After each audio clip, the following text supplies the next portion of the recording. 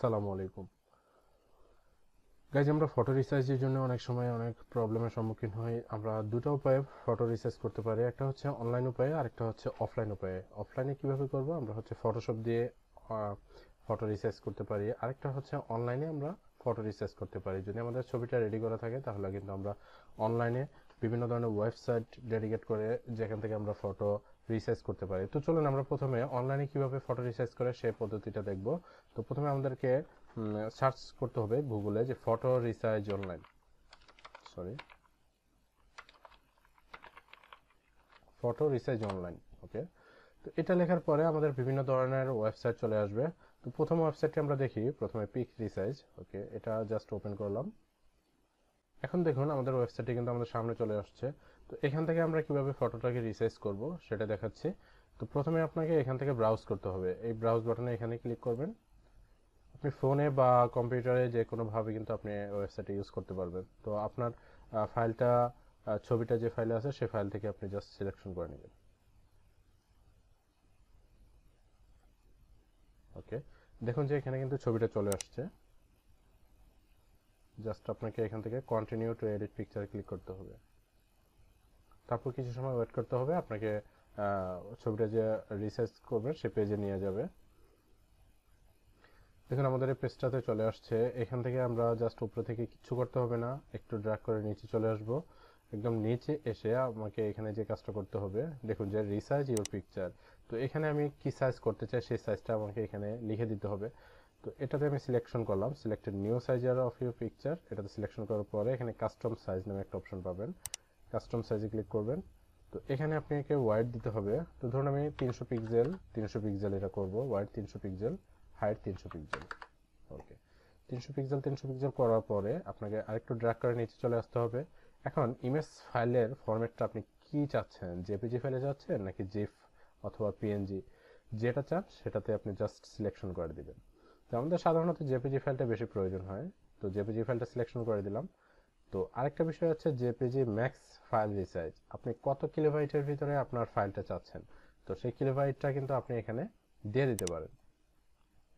তো আমাদের অনেক সময় রেস্ট্রিক্টেড থাকে যে 50 কিলোবাইটের বেশি ইউজ করা যাবে না বা 100 কিলোবাইটের বেশি ইউজ করা যাবে না। তো সেক্ষেত্রে আপনি এখানে দিয়ে দিতে পারেন যে 50 কিলোবাইটের বেশি হবে না, জেপিজি ম্যাক্স ফাইল সাইজটা হবে 50 কিলোবাইট।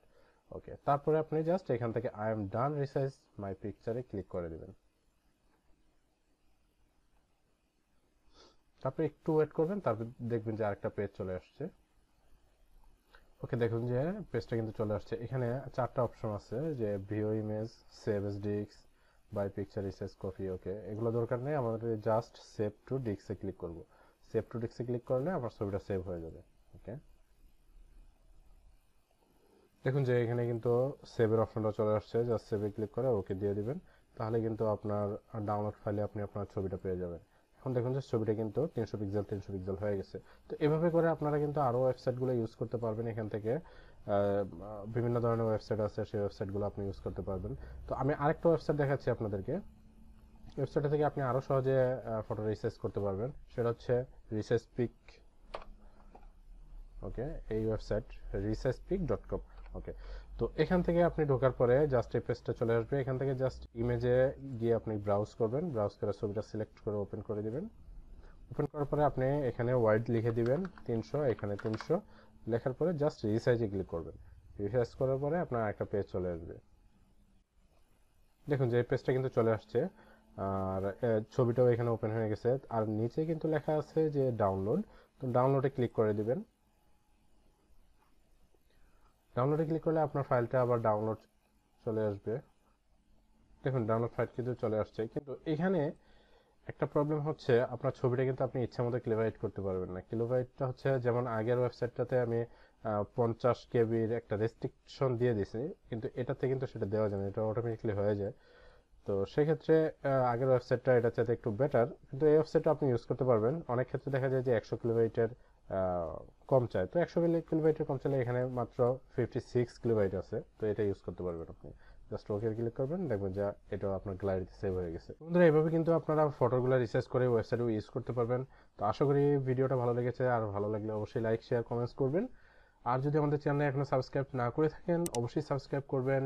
তো তো আজকে এ পর্যন্তই। আল্লাহ হাফেজ।